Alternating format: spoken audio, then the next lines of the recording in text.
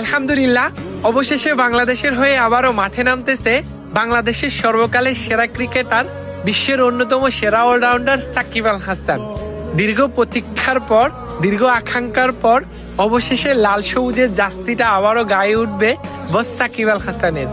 আজকে এক রুদ্ধশ্বাস বৈঠক শেষে বাংলাদেশ ক্রিকেট বোর্ডের পরিচালকরা জানিয়েছে, সাকিব আল হাসান যদি ফিট থাকে তাহলে তিনি আবারও বাংলাদেশ ক্রিকেট দলের হয়ে খেলতে পারবেন।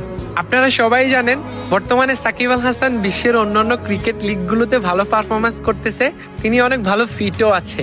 তার মানে আমরা সাকিব আল হাসানকে খুব তাড়াতাড়ি বাংলাদেশ ক্রিকেট দলে দেখতে যাইতেছি। সাকিব আল হাসানের প্রত্যাবর্তনটা হবে বাংলাদেশের ক্রিকেট ইতিহাসের সর্বকালের সর্বশ্রেষ্ঠ প্রত্যাবর্তন। আপনার জন্য অনেক বেশি শুভকামনা রইল বস।